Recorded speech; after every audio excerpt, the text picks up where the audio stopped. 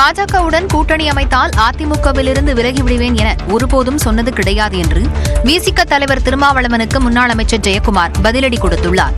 சென்னை கோடம்பாக்கத்தில் உள்ள அம்பேத்கர் சிலைக்கு மரியாதை செலுத்திய பிறகு செய்தியாளர்களிடம் பேசிய அவர், உயிர் மூச்சு இருக்கும் வரை அதிமுகவில் மட்டும் பயணிப்பேன் என்றும் திட்டவட்டமாக கூறினார். பிஜேபி கூட்டணி அமைந்தால் விலகுவதாக சொன்னார் என்று சொல்லி அவருடைய கருத்து சொன்னார். அவர் நான் எந்த நேரத்திலையும் நான் அது சொல்லவே இல்லை.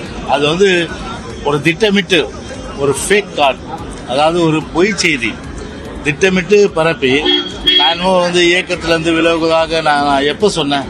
நான் உங்களுக்கு அப்படிதான் தெரியும் இல்லையா? ஆனால் ஒரு சொல்லாத, ஒரு நினைத்து கூட பார்க்க முடியாத அந்த செய்தி வேண்டுமென்று சமூக வலைதளங்களில் இந்த 4 நாளாக பார்த்தீங்கன்னா ட்ரெண்டிங்காக பார்த்தீங்கன்னா எல்லாம் மீம்ஸ் போடுறது, அதே போன்று கார்டு போடுறது, இந்த வேலை. பதவிக்காக யார் வீட்டு வாசல் கதவையும் தட்டியதில்லை என்றும் ஜெயக்குமார் தெரிவித்தார்.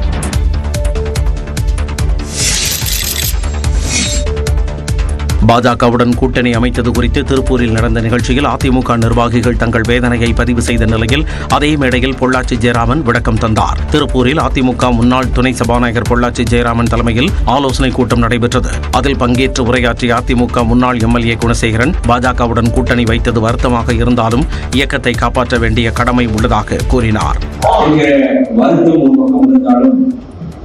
இயக்கத்தை காப்பாற்ற வேண்டிய சூழ்நிலை நம் அனைவருக்கும் இருக்கிறது என்பதை நீங்கள் அனைவரும் நினைத்து பார்க்க. இஸ்லாமிய சகோதரர்கள் வேதனை அடைந்துள்ளதாக மாநகராட்சி மாமன்ற எதிர்க்கட்சி கொறடா கண்ணப்பன் நாதழுதழுக்க பேசினார். எந்த சூழல் இஸ்லாமிய சகோதரர்கள் சகோதரி எந்த சூழல் நான் விட்டுத்தர மாட்டேன். இங்க இருக்கக்கூடிய மாமன் சாலஞ்சு மீதாக இருக்கும். கட்சியில் எந்த வேற்றுமையுமே நமக்குள்ள. நீ காதலர் என்னோட அவைத்தலைவர்கள் கூப்பிட்டு பேசிக்கொண்டு ஆனால் இதற்கு பதிலளித்த பொள்ளாச்சி ஜெயராமன், கண்ணப்பன் வார்டு இஸ்லாமியர் அதிகம் வாழும் பகுதி என்பதால் அப்படி பேசியதாக கூறினார். இந்த வருத்தம் இல்லை, கொள்கை வேறு கூட்டணி வேறு, பல முறை சொல்லிட்டாரு.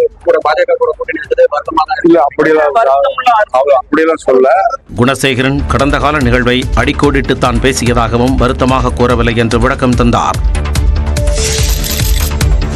பிரதமர் மோடி அரசியலை தாண்டி தனக்கு சகோதரர் போன்றவர் என தேமுதிக பொதுச் செயலாளர் பிரேமலதா கூறிய நிலையில் தனது இனிய நண்பர் விஜயகாந்த் அற்புதமானவர் என பிரதமர் மோடி பதிலளித்துள்ளார்.